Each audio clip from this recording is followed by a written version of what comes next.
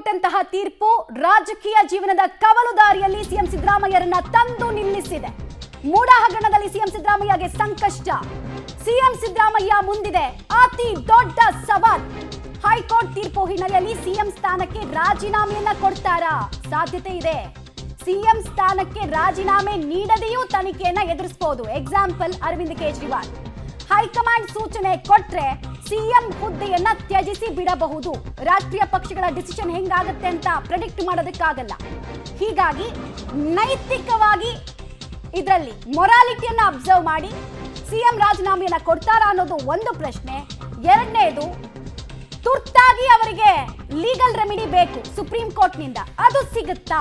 ಯಾಕಂದ್ರೆ ಅವರಿಗೆ ಬಲ ಮೂಲಗಳ ಮಾಹಿತಿ ಪ್ರಕಾರ ಹೈಕೋರ್ಟ್ನ ಆದೇಶದ ಪ್ರತಿ ತಲುಪೋದು ಮಧ್ಯಾಹ್ನ ಆಗುತ್ತೆ ಅಂತ. ಅದರ ಸಮಗ್ರ ಅಧ್ಯಯನ ಆಗಬೇಕು, ನಂತರ ಸುಪ್ರೀಂ ಕೋರ್ಟ್ಗೆ ಹೋಗಬೇಕು, ಸ್ಟೇ ತರಬೇಕು. ಅದಾಗತ್ತಾ? ಆ ಹೋರಾಟದ ಜೊತೆಗೆ ರಾಜಕೀಯ ಒತ್ತಡವನ್ನ ನಿಭಾಯಿಸ್ತಾರ? ಮೂಡ ಹಗರಣದಲ್ಲಿ ಸಿಎಂ ಸಿದ್ದರಾಮಯ್ಯಗೆ ಸಂಕಷ್ಟ ಮುಂದುವರಿತಾ ಇದೆ. ಸಿಎಂ ಸಿದ್ದರಾಮಯ್ಯ ಮುಂದೆ ಅತಿ ದೊಡ್ಡ ಸವಾಲು ಈ ಕ್ಷಣಕ್ಕೆ ಎದುರಾಗ್ತಾ ಇದೆ. ಹೈಕೋರ್ಟ್ ತೀರ್ಪು ಬೆನ್ನಲ್ಲೇ ಸಿಎಂ ಸ್ಥಾನಕ್ಕೆ ರಾಜೀನಾಮೆಯನ್ನ ಕೊಡಬಹುದು.